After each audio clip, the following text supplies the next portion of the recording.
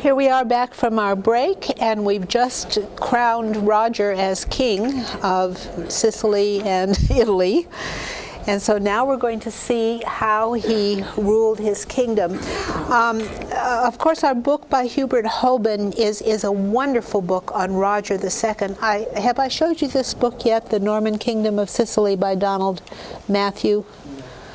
Okay, this is an older book. It's not nearly as good as Hubert Hoban's, but it goes beyond Roger all the way up to Frederick II, farther than we're going in this class, which is one reason I don't use it. Another reason is it's just so long. I mean, it goes into much more detail, but it's not as recent or good as our book by Hubert Hoban. Sorry, and there you can see what it looks like. But it has a lot of information in it. I also might mention, well, I'll mention that one later, I think. Okay. All right. I'll mention those later. Okay, so let's go on with Roger's career. As I mentioned before, some suspect that Roger actually wrote this document from the Pope, giving him the power to essentially choose himself as Pope and all his successors, or choose himself as king, and all his successors have the right to choose themselves as well, because it's so favorable to him. But Anacletus had his back to the wall. He desperately needed Roger's support, and he was willing to give him anything to have Roger support him. Alexander of Toulouse says his magnates urged him to be king, and especially Henry, his mother's brother. At the Great Assembly in Salerno, it was probably determined that since Roger now reigned over so many of the provinces of Calabria and Apulia, and over so many of the regions which stretched almost as far as Rome, he ought to be vested not with the dignity of duke, but with the supreme majesty of a king. And they added that the capital of the kingdom and its head, and of course this is the whole area he now has, that the capital of the kingdom and its head should be at Palermo, the metropolis of Sicily, and this comes from Alexander of Toulouse. And so concludes Romuald of Salerno, quote, after taking counsel with his barons and his people, Roger caused himself to be anointed and crowned as king at Palermo, leaving out the Pope entirely. And so that kind of accords with the papal bull and what he claimed. On Christmas Day, 1130, he was crowned. The magnificence of the entertainment and festivities made a profound impression on all. Well, what were his resources at this very moment? First of all, he had castles scattered all over southern Italy as bases of operations, and really he had castles all over Sicily as well as the bases of his operations. And he had his Saracen mercenaries. They were his resources. Most of all, he had his own genius and his own intelligence and ability and his shrewdness at controlling things and doing things. Yeah. Is he ever able to unite Apulia and really make it to come together? Yes, he really does unify it. And he also has, besides brains and besides these resources of castles that he's now in control of and people loyal to him, that he's built up these loyalties everywhere. He's terrified them into, I mean, he really rules by terror in Sicily, as you pointed out, because he... Oh yeah, Mongolian spirit to terrorize everyone. But he also has the wealth of Sicily. He has enormous resources of wealth that he can use, not only to pay his mercenaries, but to pay bribes and to pay salaries and to pay people to be loyal to him. So he has a lot of resources. And I want to give you a feeling for the kingdom. Here is the Norman palace at Palermo, and I'm showing it to you as, I'm showing you just one section of the building. This is the earliest section. And it looks very much, ignore these shutters, it shouldn't have shutters on those windows, but these are the Norman windows here. These are later corruptions. But these are the Norman windows and the Norman arches and the Norman structure right there. And this is basically in the shape of a castle. It's exactly like the towers we saw in England. And this was the original Norman palace in Palermo that they built. Here is walking into the palace. There's a courtyard that looks very Muslim, and in the courtyard here are these Norman arches that are preserved. The mural is later, the wall is later, but the Norman arches, those are Norman. And notice how horseshoe-shaped they are. They're very Muslim in character, but we have Roman columns essentially. That are Greek in character. Okay, we're going to see the rest of that palace in a moment. So he had a lot of strengths going for him. He had a lot of weaknesses also. There were widely differing traditions, especially in Sicily, all the different peoples that are there, the Lombards, the Greeks, the Normans, the Saracens. He had intractable feudal barons, especially in Italy. They were very rebellious and they were continually rebelling. Yeah. It's the same bunch that just proclaimed him king by acclamation? Yes, but they had old habits. I mean, how have they acted through all of these several hundred years? We've traced them, really 200 years. They're constantly rebelling. That's what they do all the time. So for the moment, they're supporting him, but they can rebel and they will. You know, I mean, that's their character. The king is in town, they behave. When the king's in town, they behave, yeah. Okay. Well, Roger's coronation, in fact, precipitated a crisis in all Europe-wide. The papal schism had assisted him, with Pope Anacletus supporting him, but Innocent II had the support of Lothar and Louis VI of France. And the violent hostility of St. Bernard to Anacletus and Roger worked hard against him because St. Bernard was the charismatic leader of Europe. He had proclaimed the Second Crusade and he had fired up everybody in the faith. He was very charismatic, yeah. Who is this Saint Bernard? Is it Bernard of Clairvaux? Yes, this is Saint Bernard of Clairvaux. Is he a theologian? Or? No, he's a monk. He's a politician. He's a wonderful politician, and he's also he's a Cistercian monk who is very inspirational to people. He's a very fiery leader and a very inspirational leader. And why did they make him pope? I don't know. We couldn't get into that kind of a story, but I think he didn't want to be pope. He didn't have leanings in that direction. Okay, but Saint Bernard liked his own position. He didn't like an official position. He liked what he could do. So Roger had to wage war for 10 years more against his own vassals in Apulia. Eventually he did bring them under control, but he had vassals in Apulia he couldn't control. There were separatist principalities in Capua and Naples, and all of these people were egged on by Innocent II and the Byzantine and German emperors who joined against him because they were against Anacletus. So all the rest of Europe was lined up against him, and that included Pisa and Genoa and the King of France, Louis VI of France.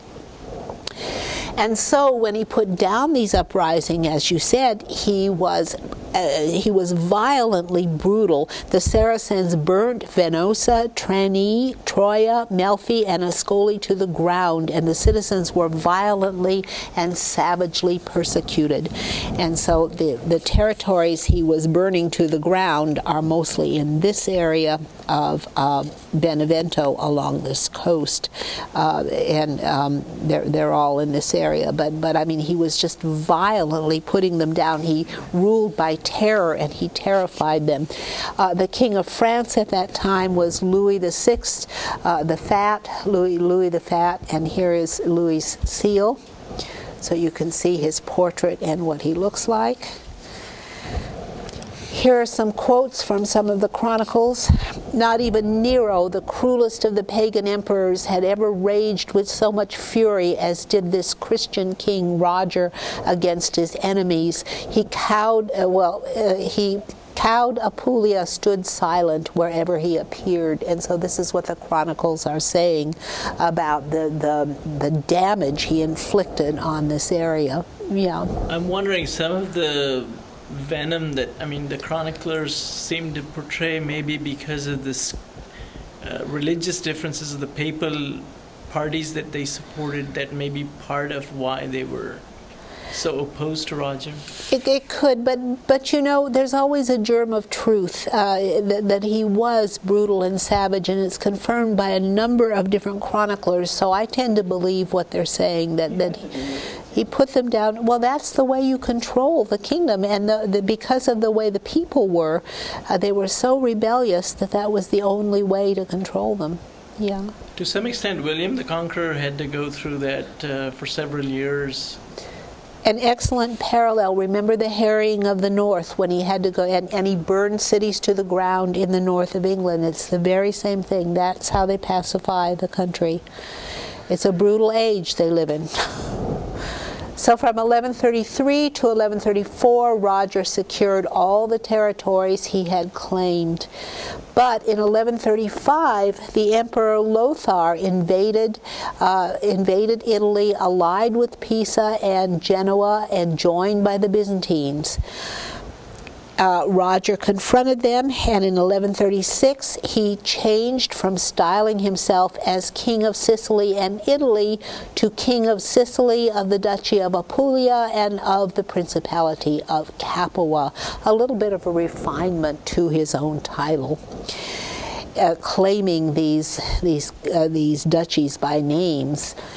In 1137, King Lothar of Germany invaded again and went as far south as Bari, this time allied with Honorius II, and defeated Roger. And in fact, in this invasion, King Lothar really conquered all of southern Italy. I mean, he had it all under his control, and Roger faced a serious threat. This is the sign of King Lothar II, the signum, or it's kind of a monogram that he has, a signature that he attaches to his documents. The Germans were quite strong, yeah, for a change. Lothar took most of Italy and restored Robert as Prince of Capua, and Rainulf of Alif was invested with Apulia, so he put in his own people loyal to him. And Roger, however, recovered them by exploiting divisions among his enemies. In fact, the alliance did not hold together, and you had too many people allied together, Honorius and Lothar and all of the princes of Capua and Apulia, and so the alliance disintegrated. In 1137, Roger switched sides. He abandoned Anacletus and now took the side of Honorius, and this is how he sealed forever his kingship among the kings of Italy and Sicily and Europe. Roger proposed that Roger III do homage to Lothar as Duke of Apulia, and so he did. And so now Anacletus, he abandoned his lord Anacletus and chose Lothar as his lord. But Lothar died in December 1137, and he was succeeded by Conrad III from a rival Hohenstaufen house. And so Roger then abandoned his idea of doing homage to Lothar and zealously fomented rivalry between the Welfs and the Hohenstaufens, the major families of Germany who were fighting each other for the crown of Germany. Conrad's enemies in Germany were financed by Roger, and there was rapprochement between Sicily and the French monarchy. And this is the seal of Conrad III, who's the new emperor. And here we can zoom in and see the portrait of Conrad III.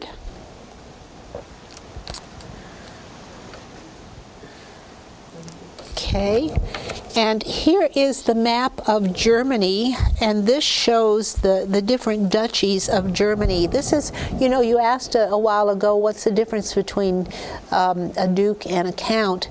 It's interesting that in Germany, everybody's a duke. There aren't any counts in Germany. They're all dukes, and they're tribal duchies. And this is a different heritage from France, because the French inherit the system of counts from Charlemagne, and the counts were officers of his bureaucracy. Whereas in Germany is divided into duchies ruled by various tribes and families at the head of those tribes that go all the way back to pre-Carolingian times, the Germanic tribes, and they keep their idea of elective kingship. And here it sort of bursts to the surface, and the line of kings, beginning with the Henrys, is now dying out, and so rival kings from other dynasties like Conrad III are coming to the fore. And so in theory, each of these tribal duchies could put forward a candidate for king, and whoever is strongest would be elected. And this is exactly what happened in this case.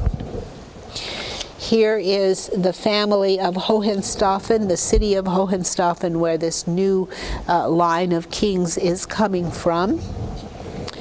And here is their shield, their family crest from the Hohenstaufens. Okay. Now, Roger takes on a new way of managing his administration. Okay, he's doing something that is quite imperial in tone. What he did was to appoint his son Anfusus as Prince of Capua and make Capua a fief of Sicily. He had already appointed his son Roger III as Duke of Apulia and his son Tancred as Prince of Taranto. In other words, he was making himself a feudal lord over his various sons who he put in charge of areas. This is in direct replication or direct copying of what Charlemagne did with his sons. Charlemagne appointed his sons. He divided up his realm among his sons, and he made each one of them a head of the different realms. It's a way of farming out the administrative chores of taking care of the kingdom. In 1138, in January, Pope Anacletus II, the anti-pope, died, and another anti-pope was elected, this time Victor II. And at this time, Ranulf, Count of Alif, was deposed. In 1139, Innocent II, now still Pope, excommunicated Roger, and Innocent was determined to prevent the unification of Italy and Sicily.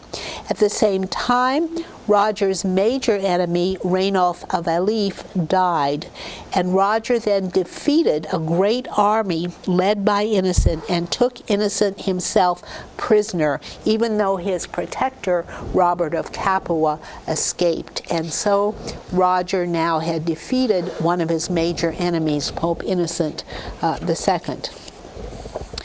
Innocent at last made a complete surrender to Roger and lifted the excommunication, and he confirmed, quote, the illustrious and celebrated king in the possession of all the lands he had conquered with the exception of Benevento.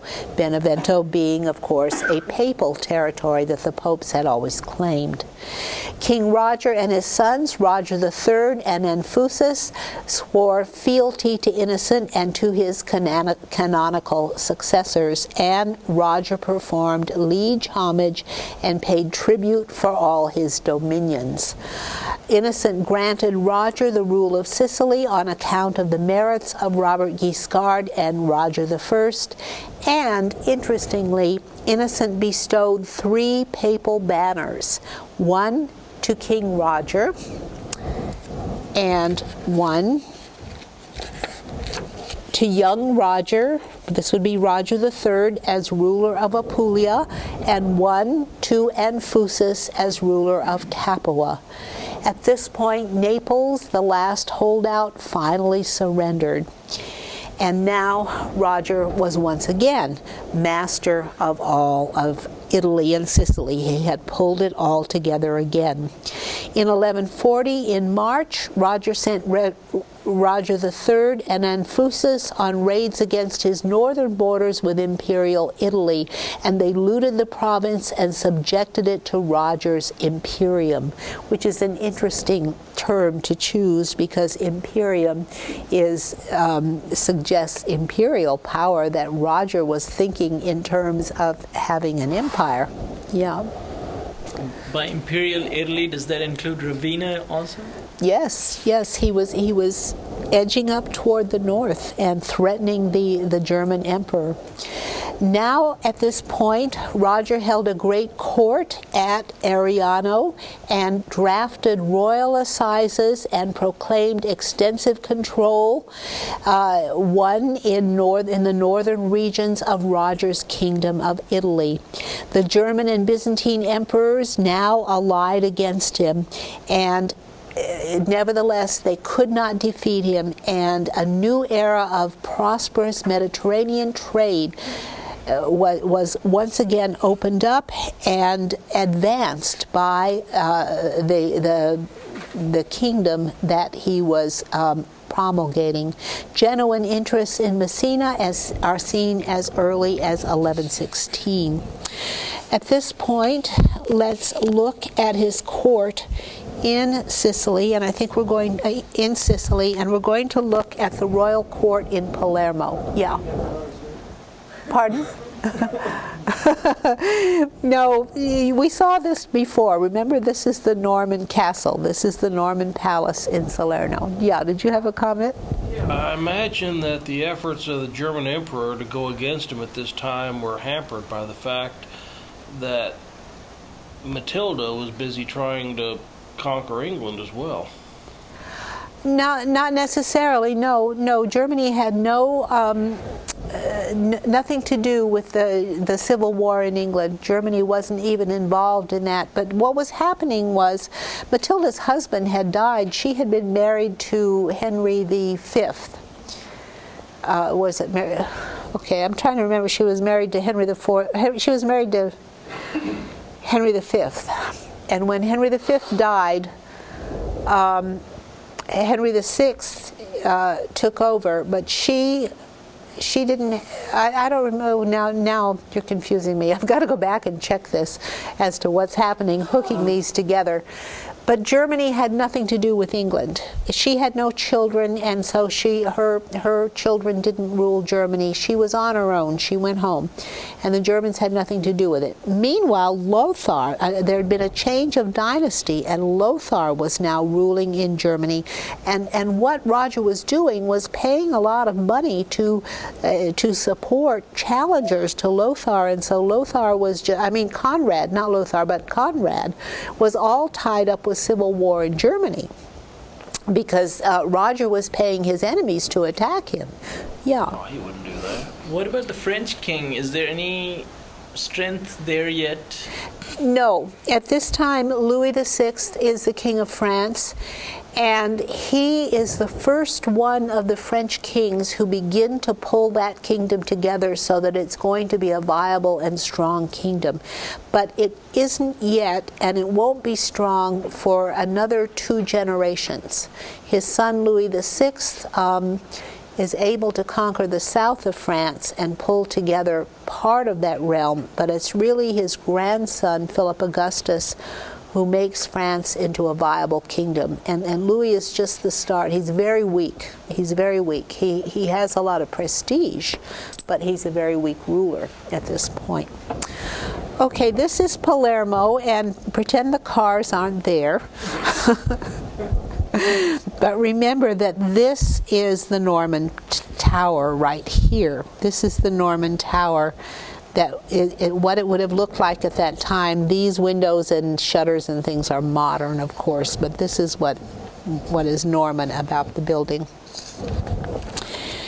And this is the Cappella Palatina, which is a complete survival of this Norman palace. You can't see it. I'm afraid you can't see it. It's so beautiful.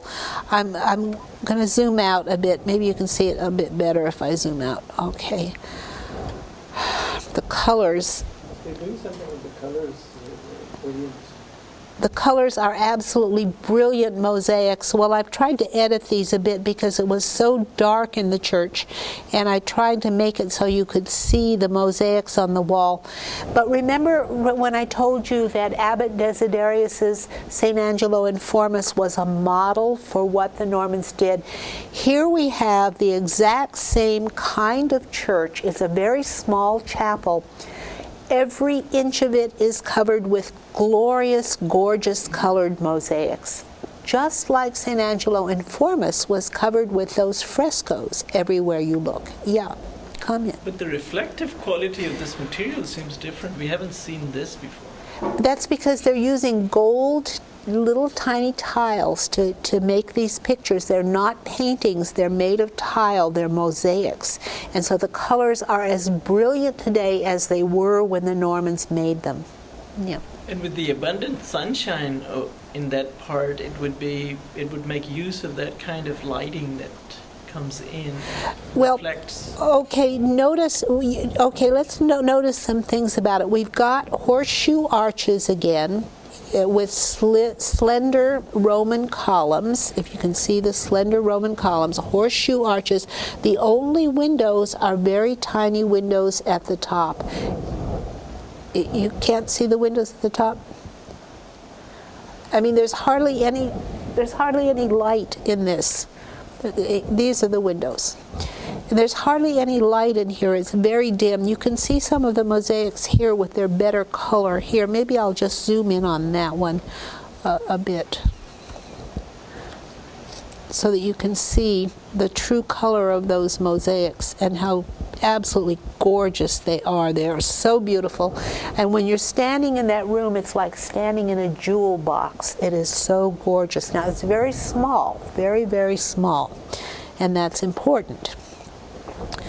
Expensive work.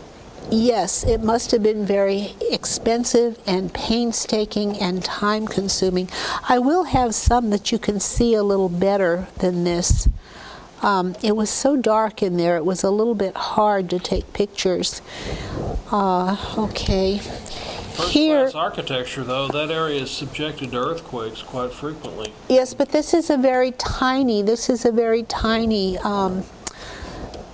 chapel. It's the Cappella Palatina, and it's a very small chapel. Okay, that's the back wall, and we're going to look at it. This is the throne area, and in front of these two spaces here is where the king and queen had their thrones, and so Roger would have been seated directly under Christ, and at either side of Christ is St. Peter. I think that's St. Peter and St. Michael up there. Let's see if we can tell. Let me zoom in on those mosaics, but you can see how utterly gorgeous the room is. Okay, there's Christ blessing. He looks a bit like Christ Pantocrator. This might be Peter and Paul. Paulus, the one on the right is labeled. Okay, you can see it better on that screen than you can on my screen. Paulus. The one on the right is labeled Paulus. I can't see. So it's Paul. I think the one on the left is Peter, who would have been on Christ's right hand. Okay. Figures on top. They're angels on top, yeah. But let me just zoom down a little bit and look at this. What do you see there? Lions.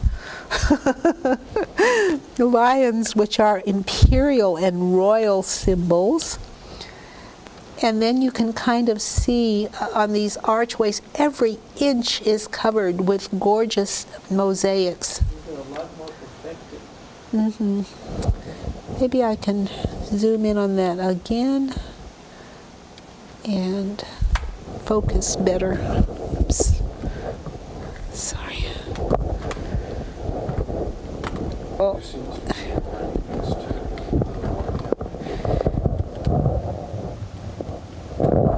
I'm almost certain that's Peter, because Peter and Paul are shown all over this whole chapel, everywhere. But now let me zoom out and you can see how utterly gorgeous that wall is. And the whole chapel is like that.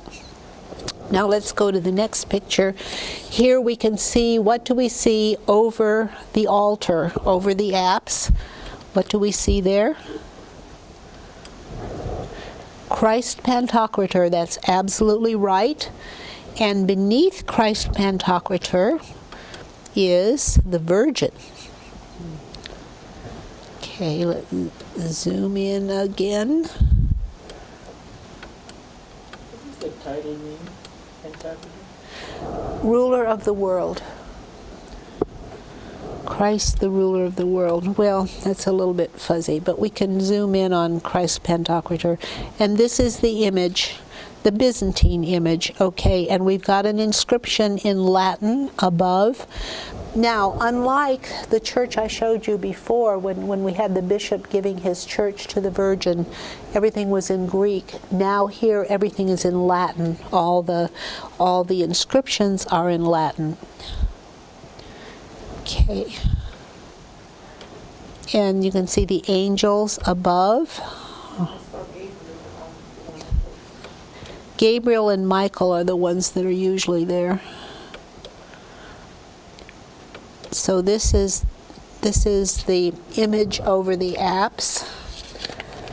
And now here, I couldn't take all the mosaics, but I took some of the pictures of the mosaics. So you can, this is St. Peter. St. Peter is just all over the place here, obviously referring to the Pope. St. Peter is the ancestor to the Pope and the prototype to the Pope. There are no crucifixes at this time? No crucifixes. Crucifixes come later, and there are no crucifixes. But they use this Greek image, the Greek image of Christ Pantocrator. But then this is very Latin, and maybe I'll be able to show you something else later. But here are all these shields and swords and warrior kinds of things that are shown. All right. And these are the mosaics that are all over the wall. Here's another one, and this one happens to be Peter and Paul. Peter and Paul are all over this church. Okay, you can see them up there with the windows that don't let in very much light. The colors are absolutely gorgeous. My photos don't do them justice. This is, again, you can see the richness of this decoration. That's about as best I can do, yeah. The faces throughout the arches, are those just various saints, or are they angels? Or? No, they're saints. They're saints, and they're bishops, and they're monks, and they're anybody famous that they can think of, going all the way back to the origins of the Bible. The mosaics on, if you're coming in the back door, the mosaics on the left, and you're facing the apse, the mosaics on the left wall are all New Testament. The mosaics on the right wall are all Old Testament. And they start with the creation of the sun and the moon and the earth. And then they go through the whole story of Genesis and the Bible on the right-hand side, and all the Old Testament stories. And then on the left-hand side are all the New Testament stories, including the birth of Christ and his whole life, and then the spreading of the Gospels. And that's the program of the mosaics in this just splendid little church. And it's just a little church. It's so tiny. Here you can see the walls with the mosaics covering the walls and the stories of the Bible on each side. And maybe we can zoom in a little bit. Okay, you can see all the mosaics and the stories. And you might look at the walls as well if we zoom out, that on the lower register of the walls is marble with, and this is very Byzantine. This is Byzantine. The ceiling is, and I'll show you a close-up of it, the ceiling is Muslim. These decorations, these pattern decorations are Muslim in inspiration, and the columns are Roman. And so you can see the blending of all these cultures in the art of the chapel, the Cappella Palatina. And here you can see the richness of this. Are those producing glowing effects? Yes, because they're gold. They're glass and they're gold. And they're just, they do glow. They have a beautiful glowing effect. The colors are not as beautiful as they are when you see them. Okay. Can you see what this is? Can you recognize what that is?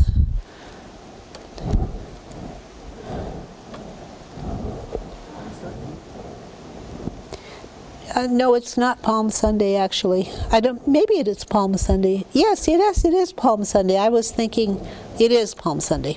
I was thinking it was the journey of Joseph and Mary to Egypt, but it is Palm Sunday. Okay, that's what it is. Yeah. So you have all these stories.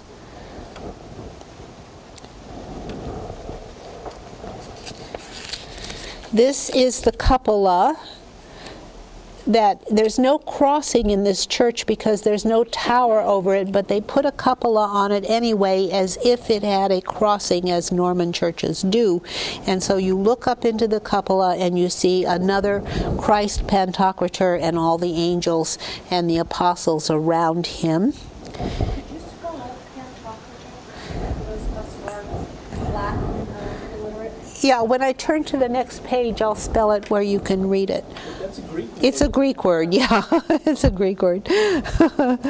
Okay, and there you can see the cupola, and just every inch is covered with these gorgeous pictures. Notice that there are inscriptions. There are Latin inscriptions all around here. And when we go to the mosaics, I want to go back to this mosaic a minute. Because that one won't show it. Okay. Because I want to point something out to you that I won't be able to show you later. But if you look at this, and I'm going to zoom in on this one, what do you see there?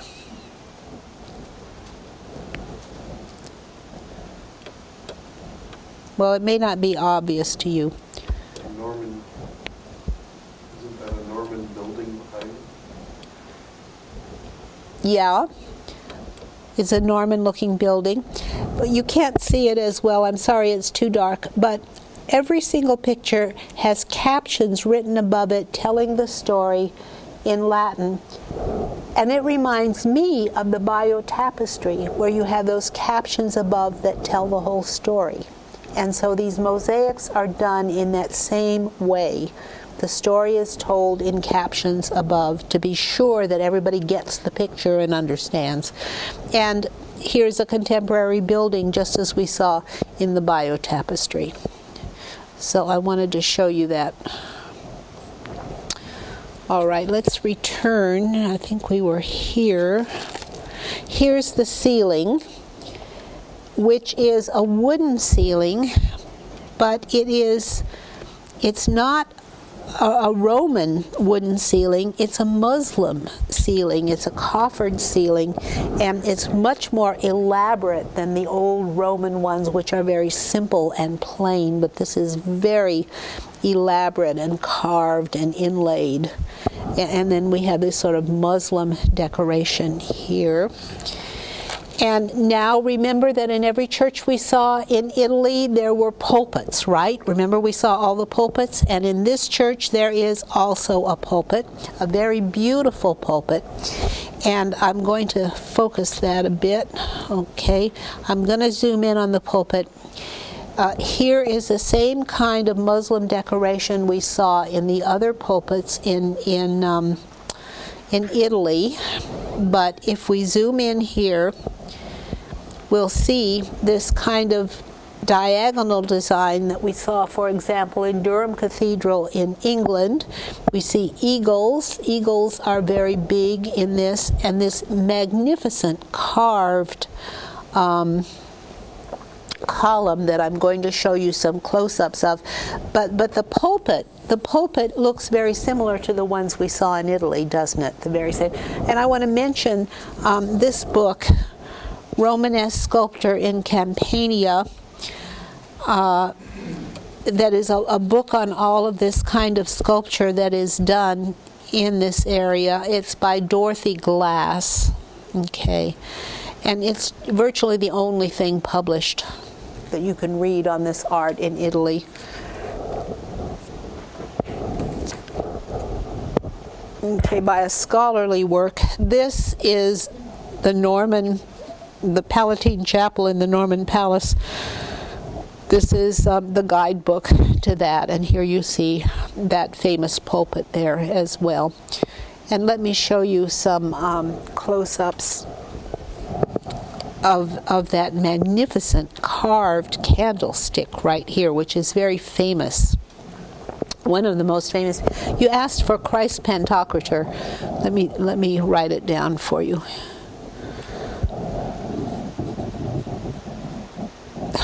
If I can spell it correctly. There's only one I in Christ.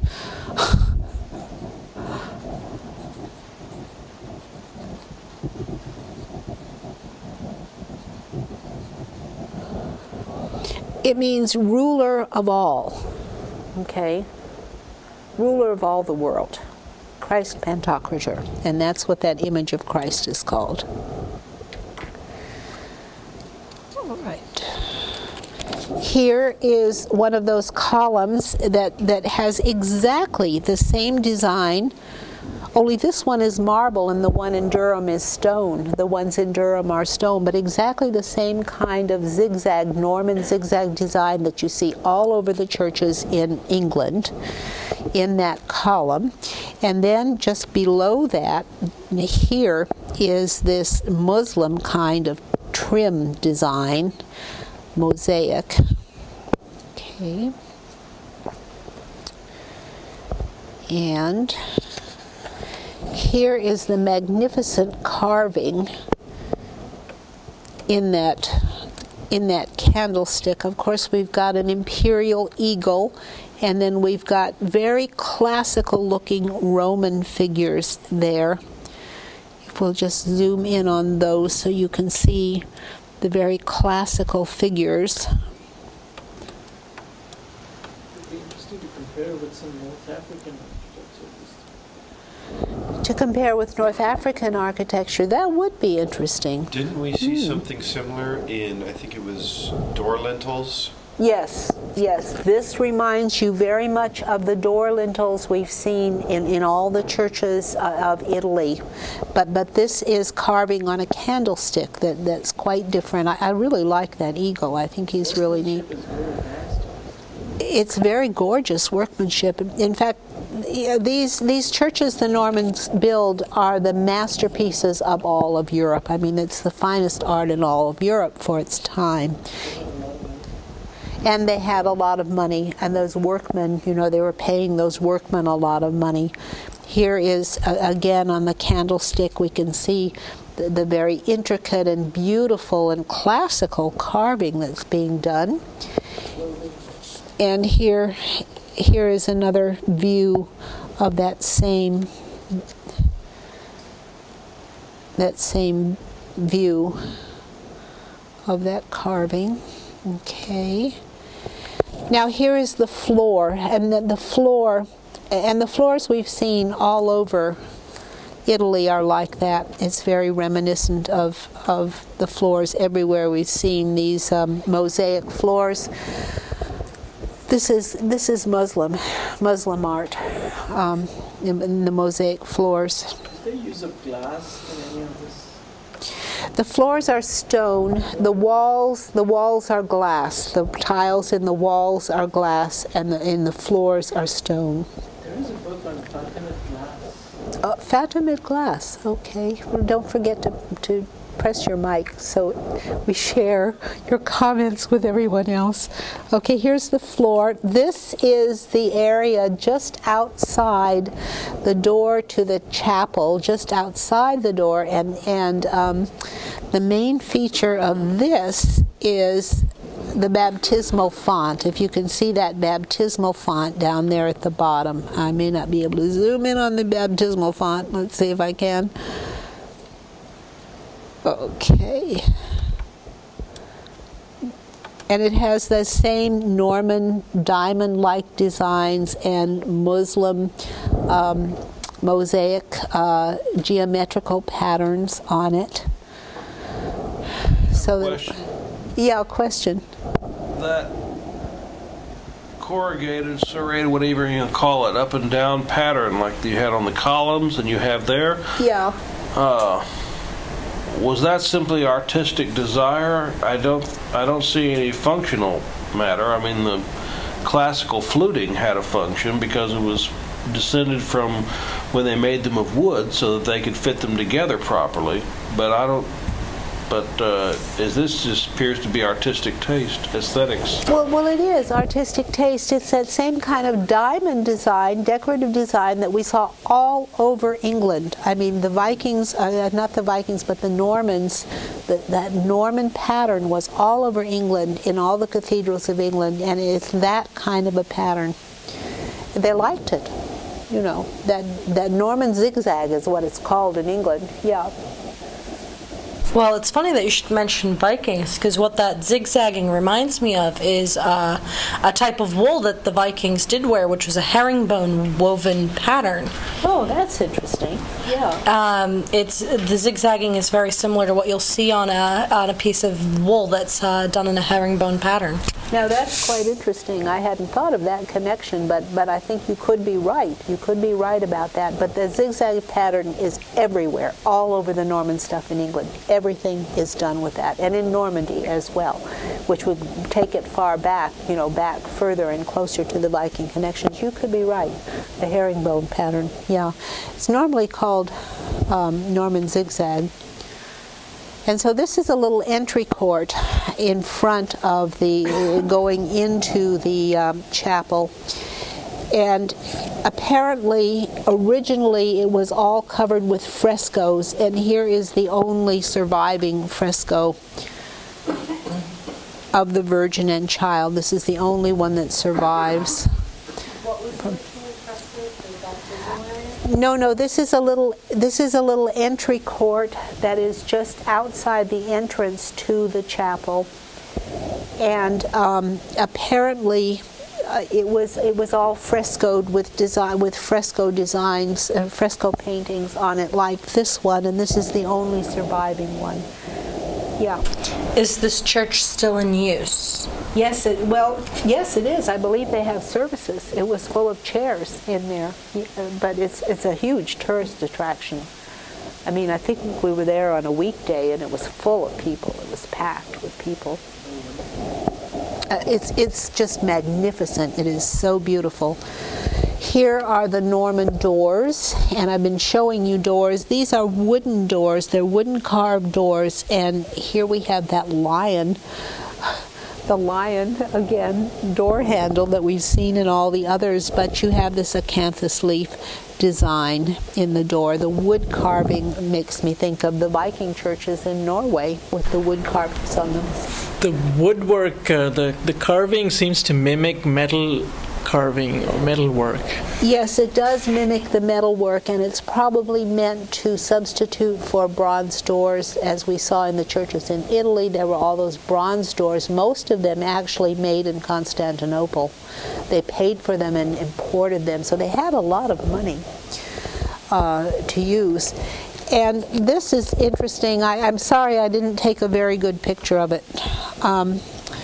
What it is it's under glass and it's an Arabic inscription, but I only managed to get the bottom part of the inscription, which is Arabic. Above it is the same inscription, one in Latin and one in Greek. And so there are 3 different languages identifying the chapel and in that chapel there.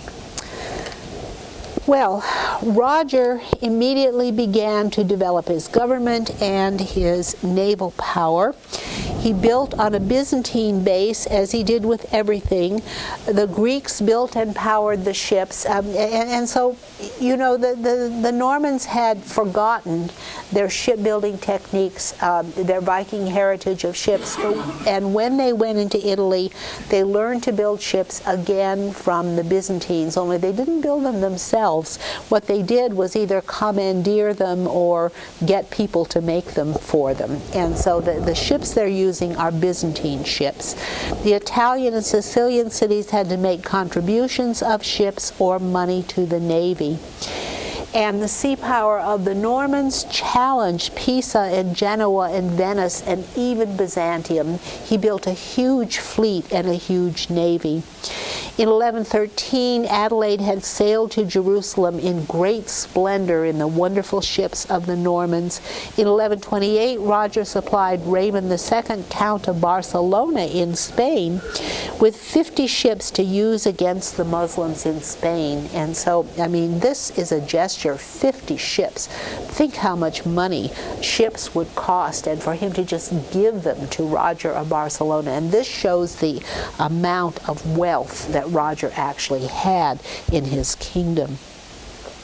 From 1141 to 1142, he secured Mahdia in Africa, and the background to that is really interesting. It's the same as in Sicily, and what had happened was the Muslim rulers were all divided into little principalities, little emirates, and it was really disunified, and they were all fighting against each other.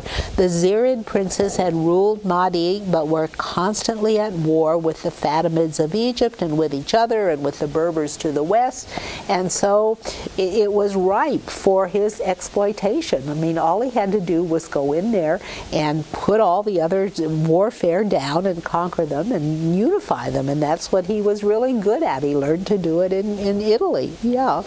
The Fatimids were Shiites and these were Sunnis, so okay. And the Fatimids had actually sent a tribe from the south, so they were actually pushing them northwards. Mm-hmm. That's why the Zirids were appearing so much towards the coast and putting pressure on Sicily at this time. And yet there was another faction as well. The Almoravids from the west were also periodically making war against the Zirids in the area of Mahdia as well. Yeah.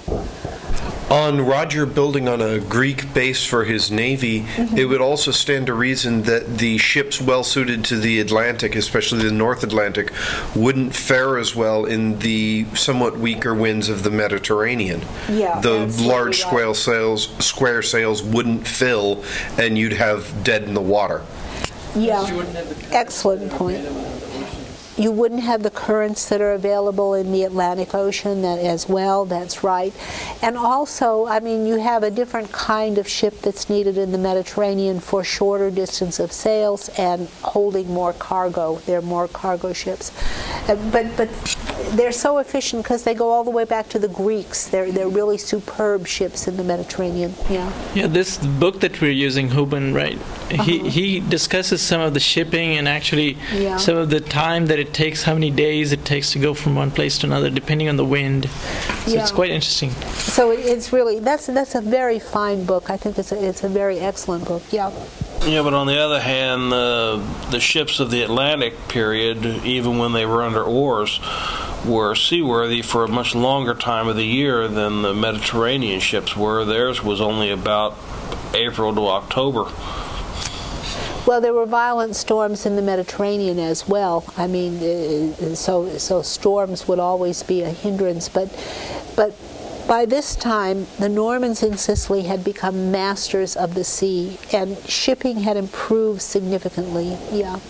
And also, if you have to realize the merchant shipping in the Mediterranean had to carry a lot more, not just people, but a lot of merchandise going back and forth. A lot of merchandise going back and forth, absolutely. And historically, during the Roman Empire, Sicily had been the granary of the Roman Empire and supplied all the grain everywhere. Now, North Africa began importing grain, and Sicily was the source for it, and they had a lucrative grain trade with northern Africa.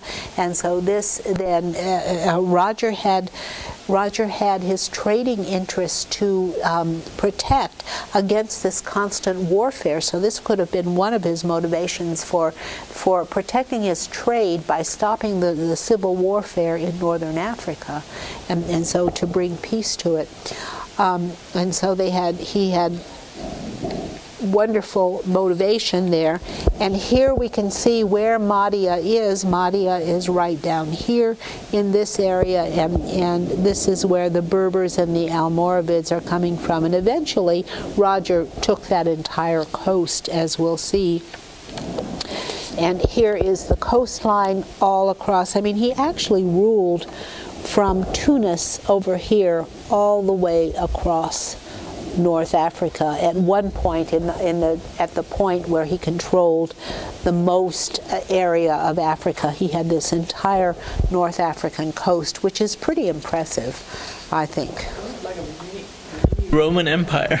Mini Roman Empire, yeah, kind of like that. The Almoravids, as I said before, were also invading from modern Morocco, and the Normans had opened markets in North Africa for Sicilian grain all over Africa. The First Crusade had also stirred up religious fervor, and a hostile dynasty among the Zirids began raiding Naples and Salerno as sort of a payback for the Crusades going to the Holy Land. But there was also much piracy and slave trading between the Christians and the Muslims. And so, yeah, comment. Did this upsurge of religious fervor cause him any trouble with his Saracen mercenaries? No, they didn't. No, he earned a reputation as being tolerant and of all religions, and this is quite strange. I mean, his reputation in Africa, his tactics were so different than they were in Italy. In Italy, he stomped on them with an iron fist, if I could mix my metaphors a bit. Stomped on them with an iron boot, and he burned the cities to the ground. He was very kind and generous to the people of North Africa. He was very tolerant of them. He let them keep their religion. He let them keep their government. He really tolerated them, and they paid him back by loyalty. Yeah, comment.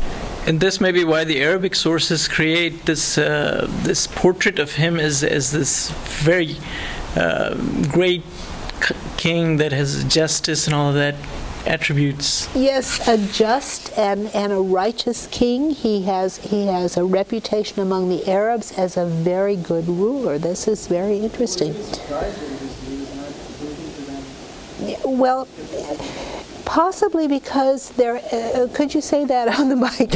Yeah, I mean they were really surprised with the Muslims, because they had been used to all of this warfare, and suddenly Roger comes in and takes a couple of cities, and he's quite almost generous. And I think the reason he's generous, what he does by his generosity and his tolerance, is to surprise them and go against their expectations of brutality, which they had expected from Christians, and treat them with tolerance and kindness, which won them over by kindness. And in addition to that, he brought them benefits, because he ended the constant warfare, and he brought a time of peace to them and prosperity. And whenever you have peace, you have prosperity. And so he really unified the area in the opposite way that he unified Italy. But this shows his flexibility, I think, and his ingenuity. I mean, he could adapt to the situation. He knew what was needed. Roger did this. I mean, the way he conquered was through divide and conquer tactics. He made an alliance with one of the rival Zirid princes, and with this wedge into Zirid affairs, he sent a fleet. The response was other Zirid alliances with the Almoravids in Spain, but then in 1121 he sent a much larger fleet, and a large military force landed. The Zirids fought it off, but then the Almoravids began to raid Calabria and Sicily, and that continued for a decade. In 1135, the Zirid ruler Hassan made a Norman alliance to protect his shores, and once he made that alliance, the Normans really took advantage of it, and thereafter the Norman fleet ranged freely along the North African shore.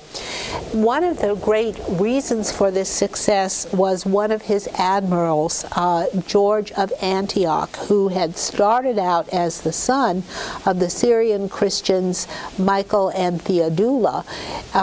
He began his career as an officer in the government of Tamin, the Sultan of Almadia.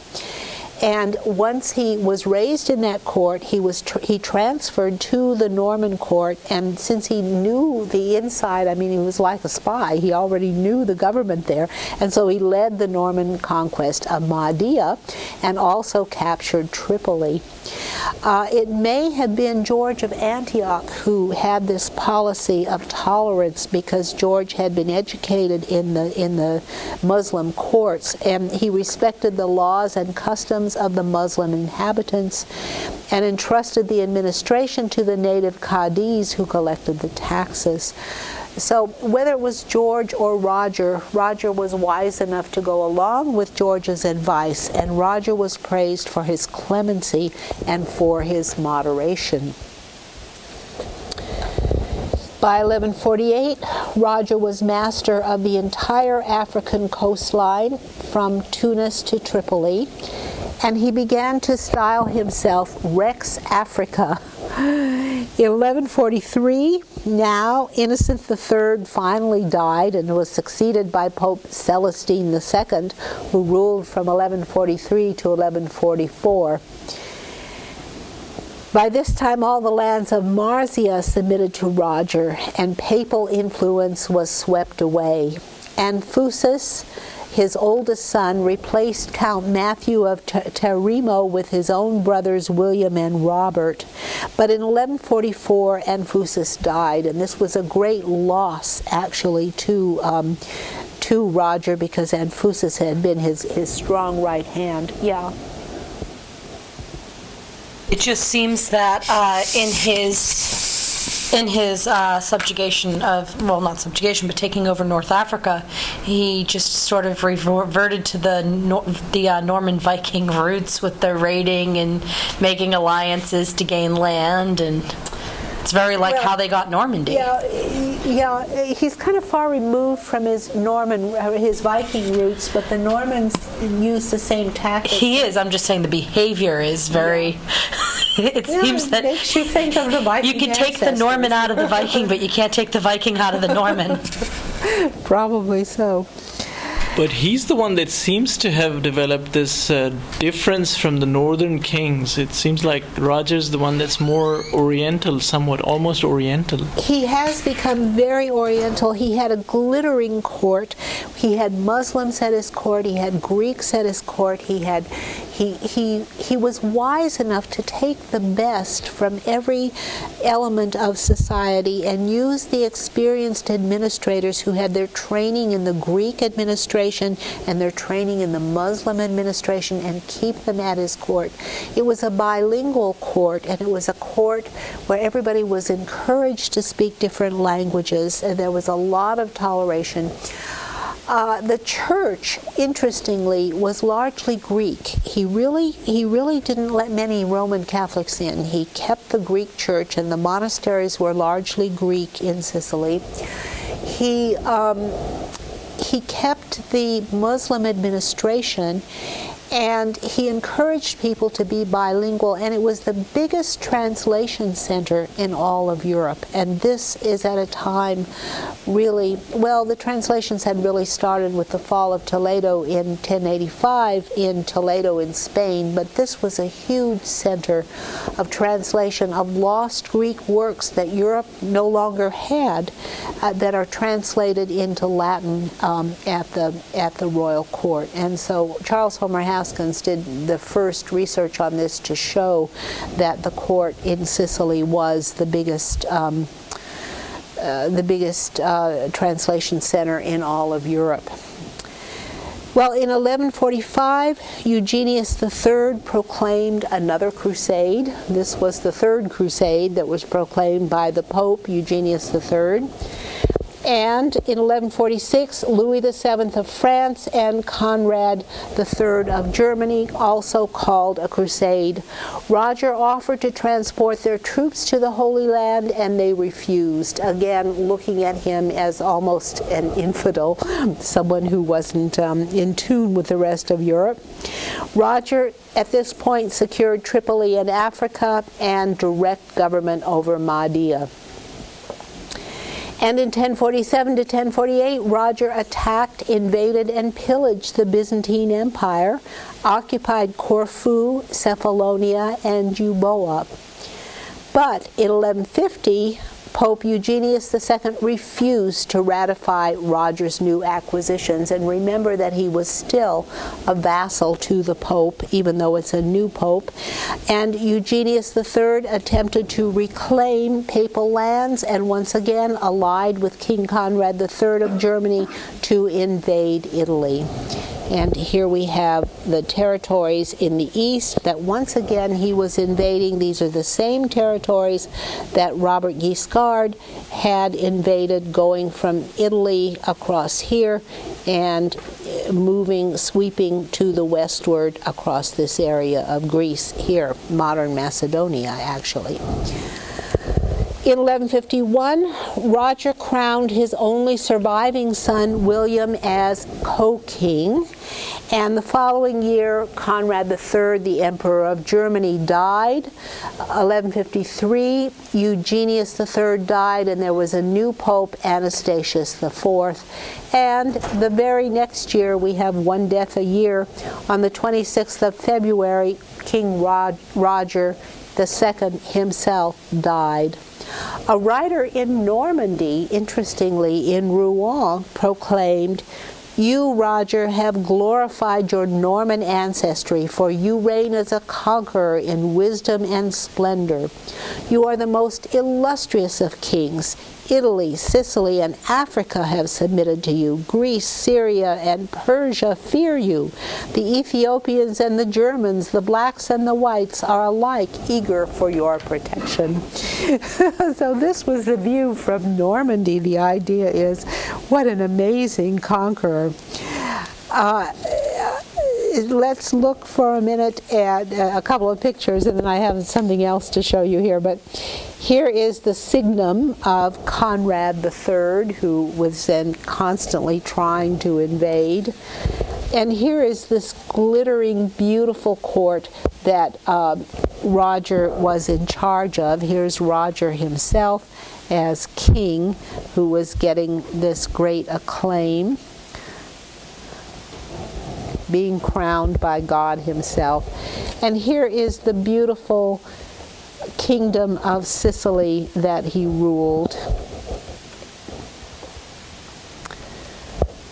A wonderful melting pot of all kinds of different cultures and races and religions and cultural groups, and a wealthy center of trade throughout the entire Mediterranean, rivaling the growing trade centers of Pisa and Genoa and Venice and even Byzantium.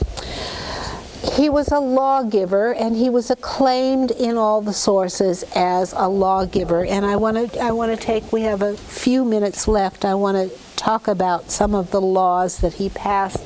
These are listed in a book called the Liber Augustulus, and this is the Liber Augustulus, or the constitutions of Melfi, promulgated by the Emperor Frederick II for the Kingdom of Sicily in 1231. Okay, but the Liber Augustulus is a historical document because it includes the laws beginning with those of Roger II. It incorporates those laws into the laws that Frederick II passed. And here I wanted to just run through some of these laws to show you the kinds of laws that Roger was passing. Okay. And then they tell you something about the government, the culture that is existing in Sicily. Okay, Book 1, Law 3, about those apostatizing. So what you've got here is a problem.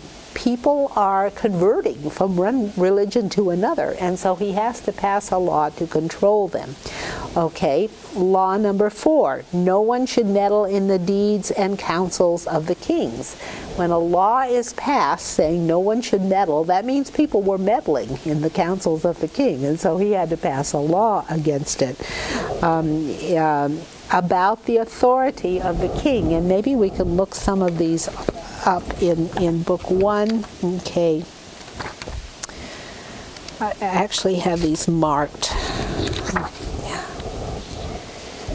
King Roger, let me read some of these to you.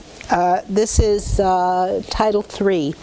We curse thoroughly those who apostatize from the Catholic faith. We pursue them with vengeance. We despoil them of all their goods.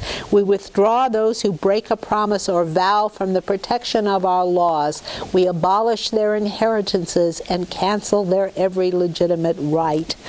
Okay, if anybody converts from Catholicism to Greek or Muslim religion, they get all their property taken away from them. Title 4, no one should meddle in the deeds and counsels of the king, and let me read that to you. No one should dispute about the judgments, plans, and undertakings of the king, for to dispute about his decisions, deeds, constitutions, plans, and whether he whom the king has chosen is worthy, is comparable to sacrilege. So he's giving the king a kind of religious character. About the authority of the king. Many laws have punished sacrileges most severely, but the penalty must be moderated by the authority of the one who is judging, unless perhaps temples of God have been openly and violently despoiled, or gifts and sacred vessels have been stolen by night, for in that case the crime is capital. Okay, so this is his law about the authority of the king to protect the churches. Okay, about rape and violence inflicted on nuns. Again, we have these laws that if there's a law against it, that means it's happening. This is Title 20. Well, he'd be kind of concerned because his own mother was in a nunnery at the time. Yeah, but she died in a year. She retired to the nunnery. If anyone presumes to rape nuns or novices, even for the purpose of marriage, he should be punished by death. Okay, so even if they wanted to marry nuns. About the officials of the state is 37. Okay. Okay, about the officials of the state. Officials of the state or judges who have embezzled public monies during the term of their administration are guilty of the crime of embezzlement and should be punished by death unless they are granted royal clemency. Any official who has allowed public goods to be lost or diminished by his own negligence should be considered guilty in his own person and property at the discretion of the royal clemency. Okay, that's in Book 1. Now let's see Book 2. Sorry, I'm having to juggle 2 books here. Book 2. About him who receives a wife after the crime of adultery has been attempted. Okay, that's an interesting one. Book 2. Where is he getting the? Well, he's punishing crimes that are happening. Okay, here's the second book, and that is number 11. Okay. Whoever receives a wife after the crime of adultery has been attempted seems to have abandoned himself. Therefore, he should not be able to raise any further complaint. Okay. About the full restitution of the legal status of women. Okay. Now he's raising the legal status of women. We settle the equity of the laws for women who have been injured because of the weakness of their sex by ordering that they should be aided both by us and by our officials to the best of their ability as is decent and necessary. Okay. What has to be qualified? Except for physicians. Okay. Why do I feel like I'm listening to this and I'm starting to think Lanfranc? Now that's interesting, but it's a sign of the times, you know, because all over Europe people are concerned with laws and legislation having to do with the ordering of society, and so it's something that's happening all over Europe at this time. It's later than Lanfranc. Remember that the laws are around in the 1130s, but it's happening everywhere, and he passes all these laws. Here's a penalty for a judge who has judged badly. If a judge hands down a sentence contrary to the laws by fraud or deceit, he should lose his judicial authority without hope of recovery. And when all his goods have been confiscated, his infamy should be noted down. But if he makes a mistake in a sentence out of ignorance of the law, he should be punished for the simplicity of mind he has manifested on behalf of a decision from our will. We could use some of that in Texas. The comment was we could use some of that in Texas. Okay. Here is if a judge is bribed. If after a judge has received money he declares that someone is guilty of a crime and of death, he will be subject to capital punishment. Okay, so the penalty for receiving bribes is death.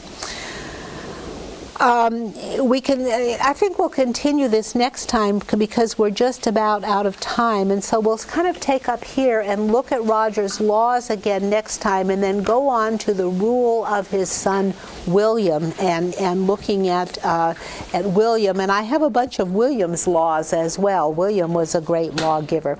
So we'll see you next week, and be sure to read the book on Roger II. Hint for the exam.